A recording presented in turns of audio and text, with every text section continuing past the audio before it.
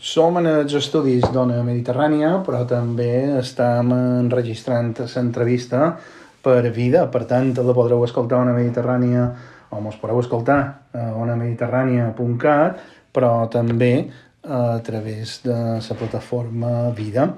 Avui hem de parlar d'un documental que segur que tindrà molt d'impacte. És un documental que ha produït HBO, que ha dirigit la Mònica Terribas i que se titula Minuto Heroico. Yo dejé el Opus Dei, seria el subtitular.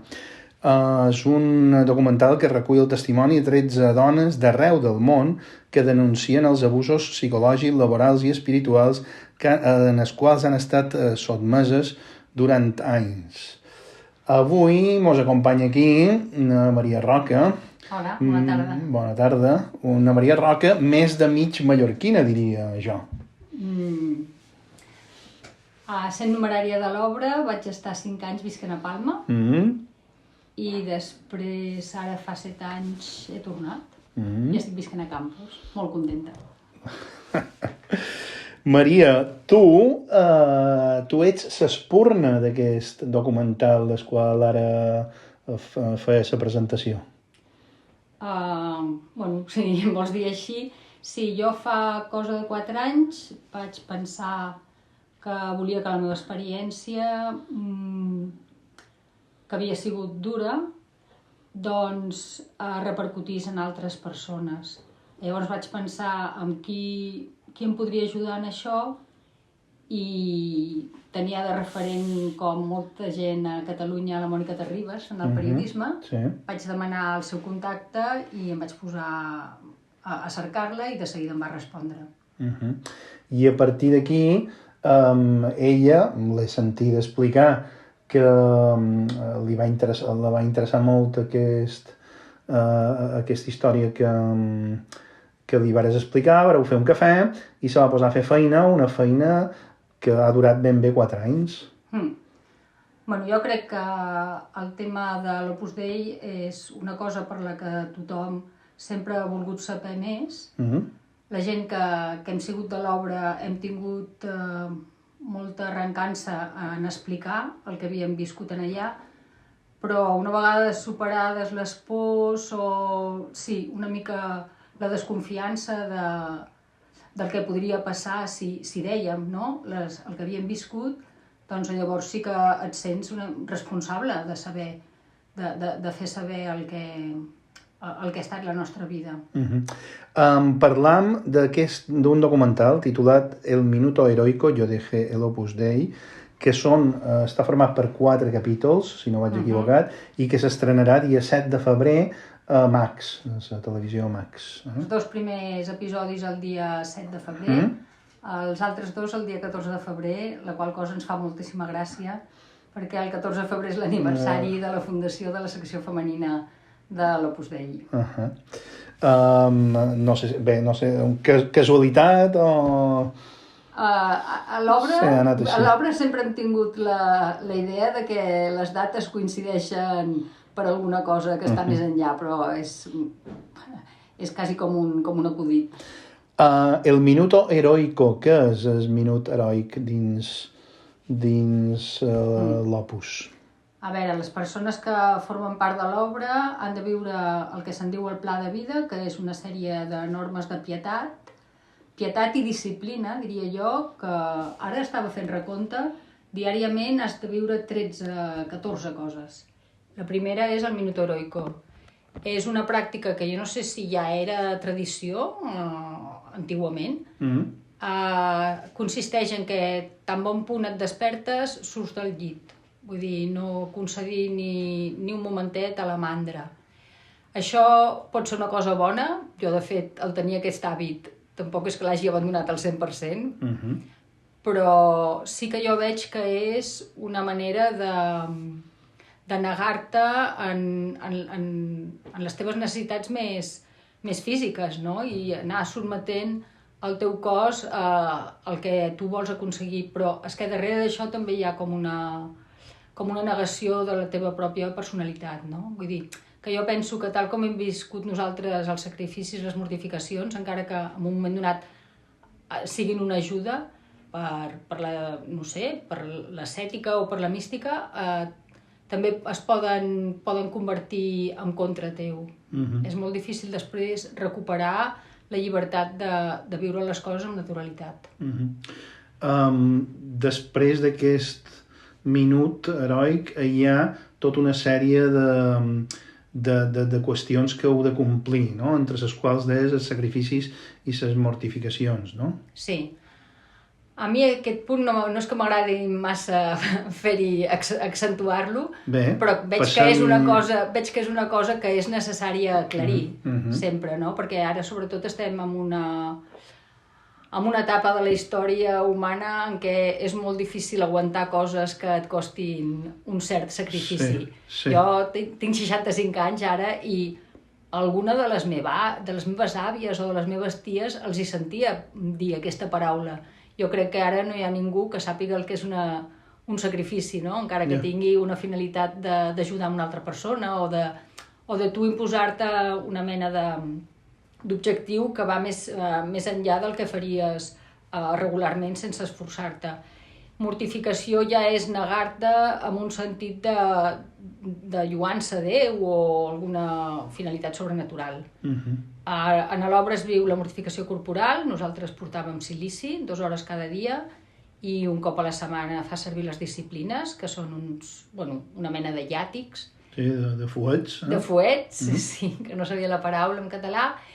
I després el tema de la dutxa d'aigua freda, les numeràries dormim sobre una fusta, i les mortificacions en el tema del menjar i del beure són diàries. Et vas negant tu mateixa coses que faries en plaer, però no t'ho consenteixes.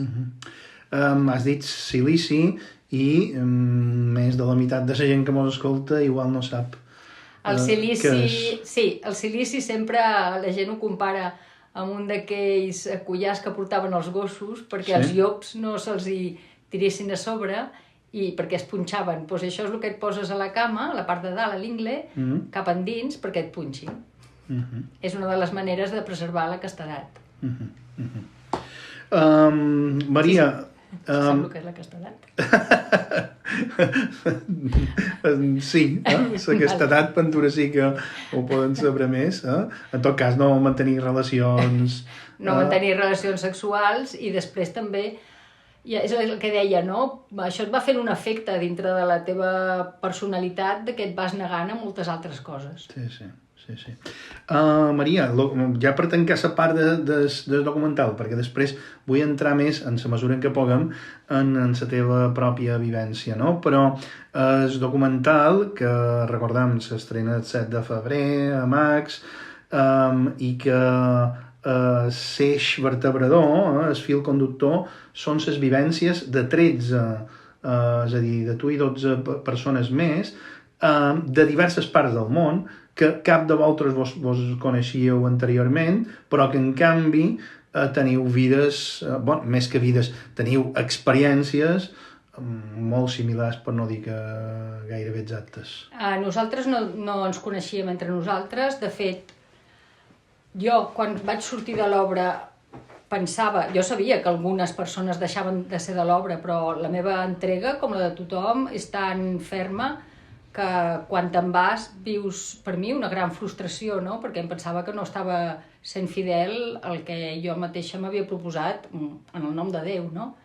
Llavors, doncs, jo ho vaig viure molt malament, el fet de marxar. Em vaig sentir molt abandonada per la gent de l'obra.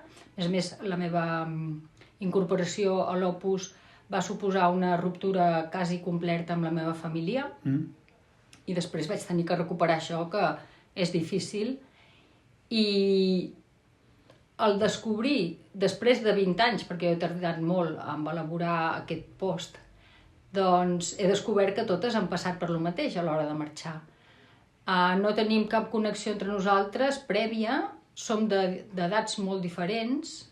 Hi ha noies que van estar a l'obra fins fa 5 anys, jo me'n vaig anar fa 23 ara, i després d'ambients molt diferents. A l'obra hi ha com 3, no categories, però 3 maneres d'incorporar-se. Una són les numeràries, que era el meu cas. que són gent que en principi tenen un nivell intel·lectual que et permet tenir una carrera universitària, aquest és el tipus de selecció. Les altres són les agregades, que són persones, potser en algun cas, d'altres proveniències, i després hi ha les numeraris auxiliars. Totes aquestes vivim entrega completa i les mateixes normes, les mateixes costums. Les numeraris auxiliars el fan de minyones a dintre de l'obra, o sigui, la seva vocació implica de servei en els centres, en el servei domèstic. Paral·lelament, en els homes existeix el mateix, numeraris i agregats. No hi ha numeraris auxiliars, això no. Simptomàtic. Això que jo he vist que a l'hostaleria també hi treballen homes i també hi ha hagut majordoms en algunes cases. Sí. Nosaltres ens hem conegut ara en posterioritat, no? Perquè aquests mesos han sigut bastant intensos ja en el post, després d'haver elaborat el documental. Això que dèiem, si t'apareix bé, ara entram en una segona part de l'entrevista, molt més centrada ja directament en la teva pròpia experiència. No volem substituir, ni ho pretendríem, el documental. De fet, el que feim aquí és convidar a que la gent el miri i que, per tant, molt de detalls que s'expliquen allà no me'ls explicaràs, i en qualsevol cas jo preguntaré i tu contesta el que fins on puguis explicar, i el que consideris que està més ben desenvolupat en el documental ho deixem pel documental. Maria, com contactes, com entres en l'Opus? Els meus pares no van ser mai de l'Opus. Els meus pares coneixien gent que ho eren, perquè a la Barcelona de la meva joventut, anys 60-70, van tenir una força forta, important. El meu pare va ser alumne del IESE, crec que després hi va col·laborar també com a professor. Era una selecció d'empresaris capdavanters, no? I que els agradava seguir-se formant. Després hi havia capellans, que també eren de l'obra, que jo crec que eren gent que els meus pares, de quan eren solters, els coneixien de les famílies que havien tractat com a joves, no? I eren gent que havien coincidit amb ells a la universitat.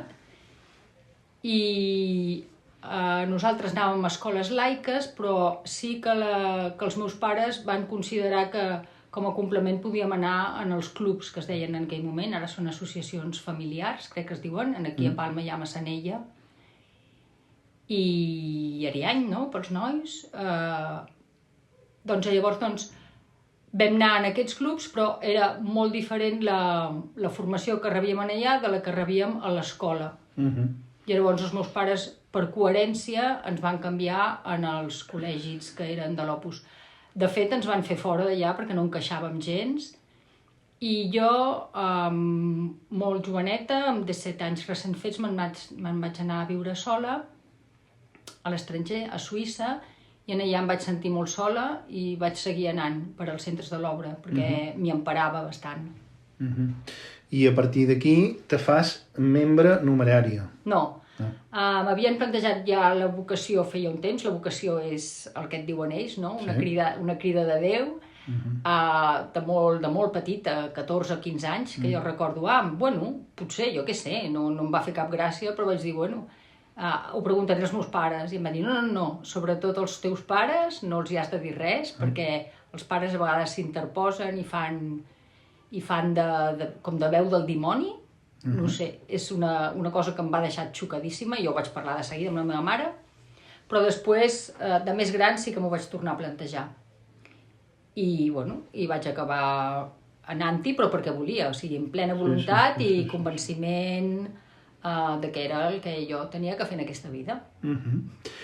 Arriba un moment en què, d'alguna manera, formalitzes aquesta relació com si fos un matrimoni. A veure... T'he entès. Sí.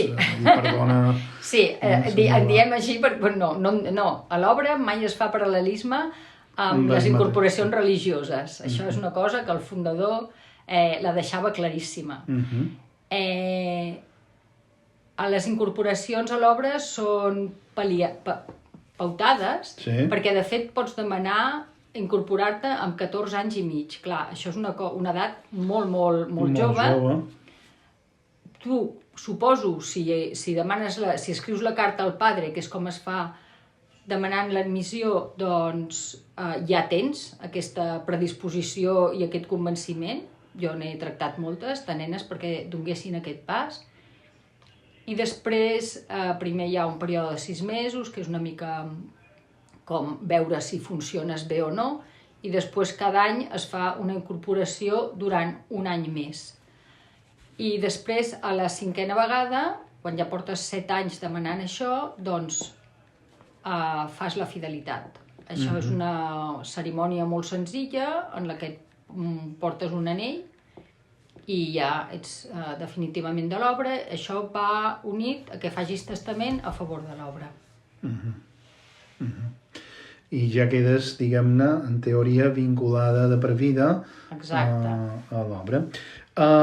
Tu, particularment, suposo que hi ha altra gent que n'ha sortit i això, no en renegues tampoc de la teva vinculació i del teu pas per l'Opus. No, o sigui, a mi al començament em va saber molt de greu no poder seguir sent de l'obra, perquè pensava que era realment molt trist, no? Haver-te compromès fins a tal punt amb una cosa que en principi no té cap explicació humana, i després, perquè m'estava posant malalta, no podia seguir amb això, i llavors ja va haver un punt en què vaig veure que no m'ajudaven a passar de que estava malalta, no? I que ells eren la meva família. Després, amb temps i pensant, veig que realment no han sigut mai la meva família. De fet, des que me n'he anat mai m'han tornat a dir res. Inclús m'he trobat en ocasions casualment amb persones i una vegada una va baixar del vagó en què va veure que jo estava.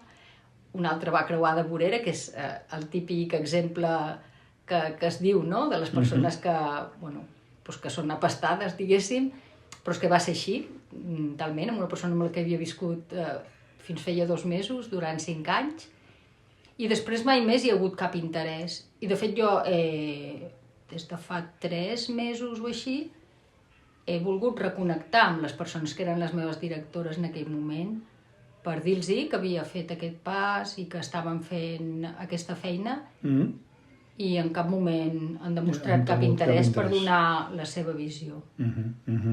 I Maria, tu quant d'anys vas estar dins? Jo vaig pitar, que és la paraula que es fa servir per quan demanes l'admissió, als 20 anys, i me'n vaig anar amb 42. 22 anys. I amb aquests 22 anys vares fer, diguem, bàsicament una tasca de servei en els altres membres de l'Opus, i també proselitisme, no? Crec que eres... El proselitisme és bàsic. El proselitisme és, com és l'exemple que posava sempre el fundador, és que en les famílies sanes hi ha d'haver fills. Fundadors en José María... San José María, escriba de Balaguer. Sí, ho vam fer Sant José María, Té escriba de Balaguer. una imatge aquí a l'església de Sant Nicolau. Està bé. Perdona, que t'he interromput. A veure, jo era administradora. Sí.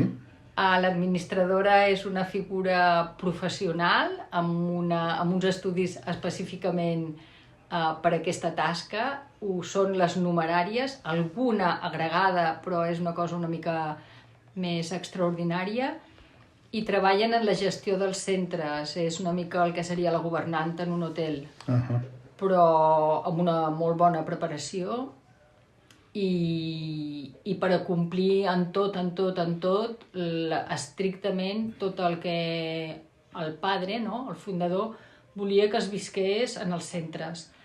S'ha de pensar que els centres de l'obra són les cases on viuen numeraris, numeràries, els agregats hi passen estones, vull dir, hi van un dia a la setmana i també hi tenen com la seva cau familiar, i els supernumeraris hi reben la formació. Llavors els centres són les residències dels numeraris, però també són els punts on s'irradia l'esperit de l'obra. A vegades s'ha relacionat l'Opus amb una secta. No sé si tens opinió sobre aquesta qüestió. Em costa dir que l'Opus és una secta. Jo crec que té trets que són totalment sectaris, pel fet de que vius coses que són secretes en quant a la resta de les persones, inclús els catòlics. No dius mai si ets o no ets. Hi ha una salutació especial per reconèixer-se.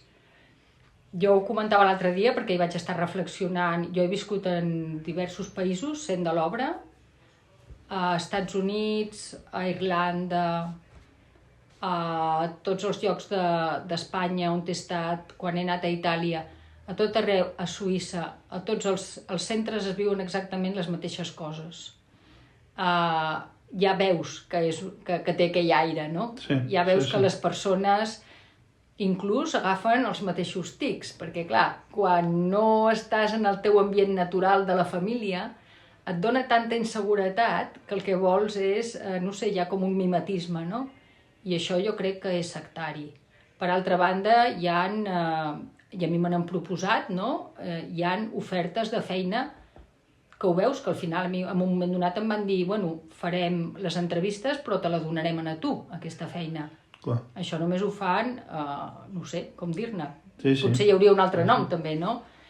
I després la família del fundador és el substitut de la teva família. Jo no podia tenir ni ningú fotos dels seus germans, dels seus pares, del seu avi a l'habitació. Si en tenies, te'ls posaves a l'armari per la part de dintre. Però tots teníem una foto dels abuelos, que eren els pares del fundador, de la tia Carmen, que és la germana del fundador, del tio Santiago, que és el germà del fundador. Jo no sé com se'n pot dir d'una institució amb aquestes característiques. Sí.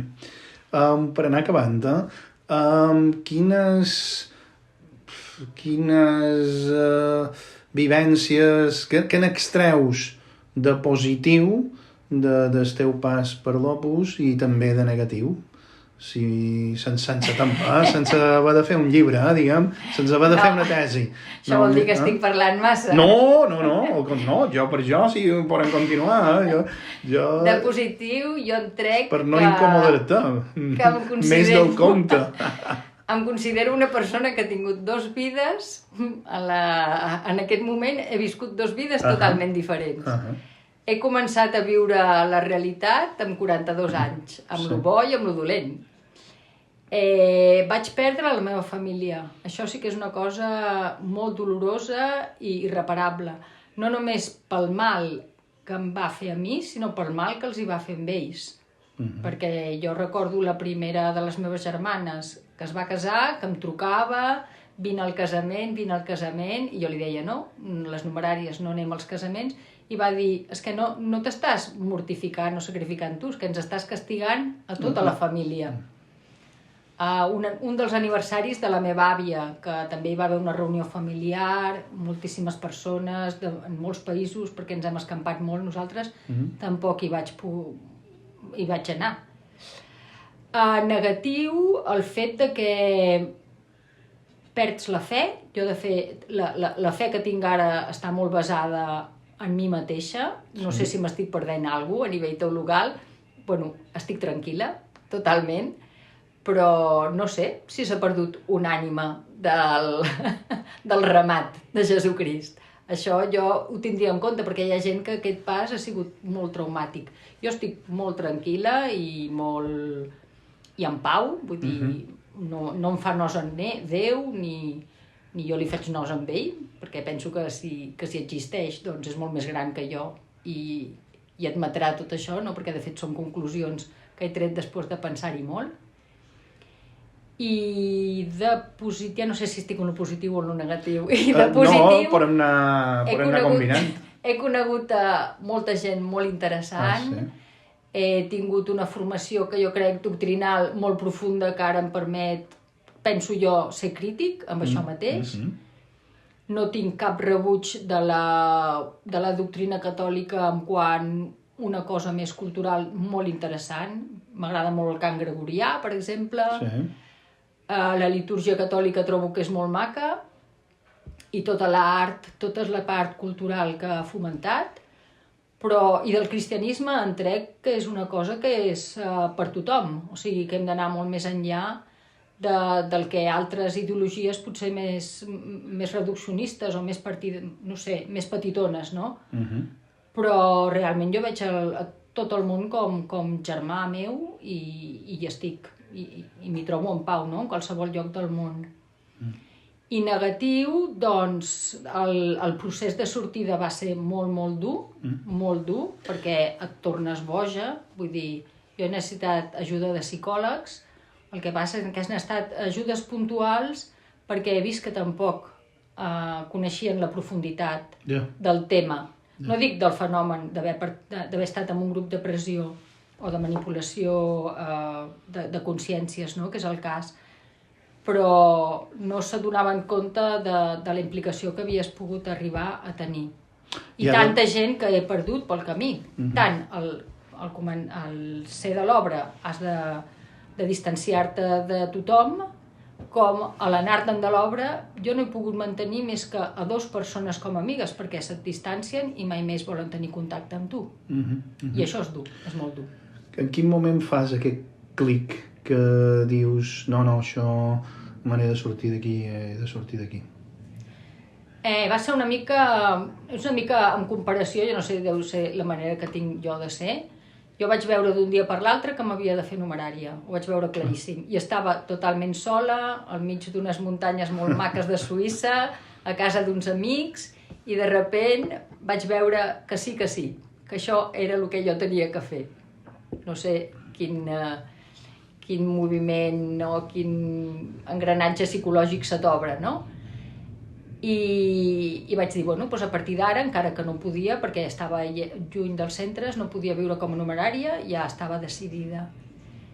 El moment de sortir va ser exactament igual, molt paral·lel, d'un moment a l'altre, i va ser l'any 2002, quan estàvem preparant el viatge a Roma per la canonització de Sant José María Escrivà, que jo estava ja molt malalta, des de 8 anys que feia que em portaven a psiquiatres i estava medicada, doncs vaig dir, jo m'ofereixo per quedar-me i no anar al viatge, que algú ho ha de fer, i després, pensant una mica vaig dir, és que jo no m'ho crec, que aquesta persona pugui ser santa. Jo no em crec que tota aquesta moguda que fem del viatge amb supernumeràries fent tant d'esforç per pagar-se aquest viatge, per organitzar els fills, jo no em crec que això sigui el que Déu vol. I ho vaig veure claríssim.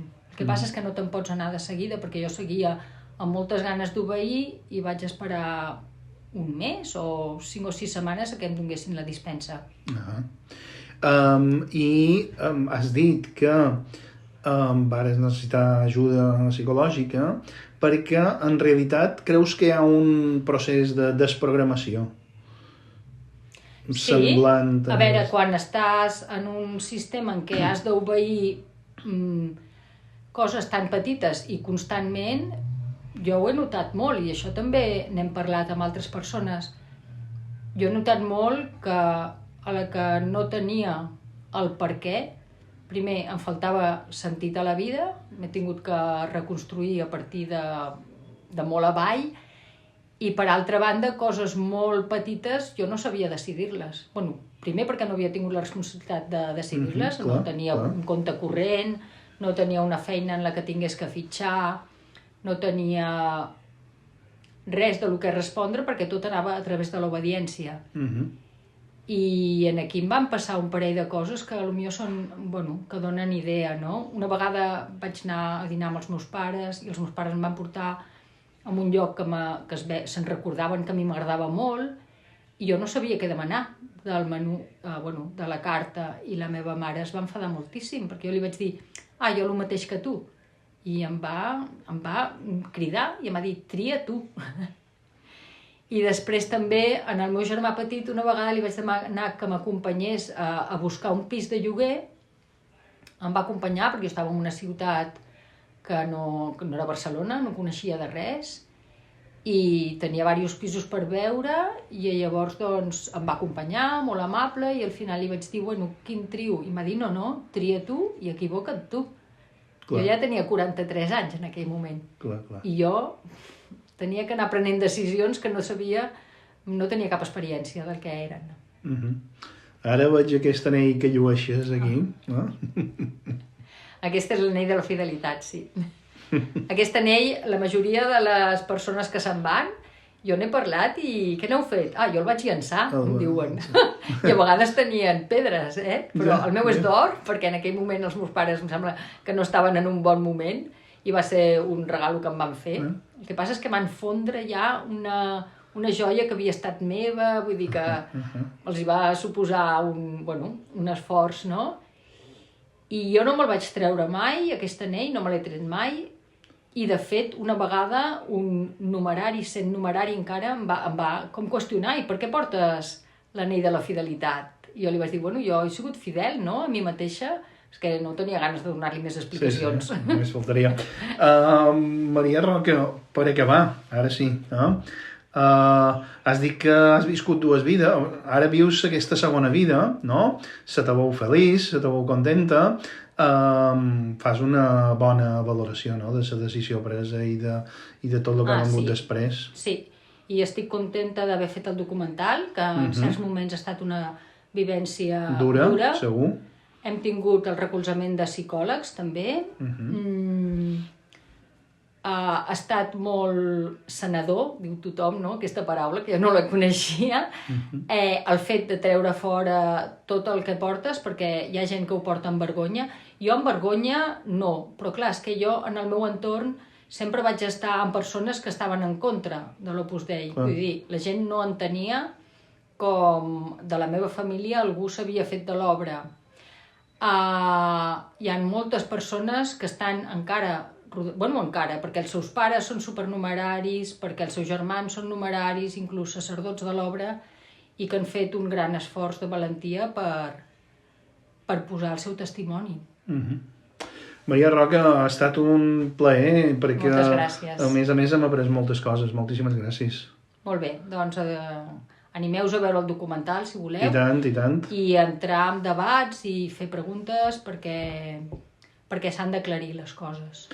El Minuto Heroico, yo dejé el Opus Dei, dirigit per na Mònica Terribas, que ja de per si és una garantia. Moltíssimes gràcies, Maria. A vosaltres.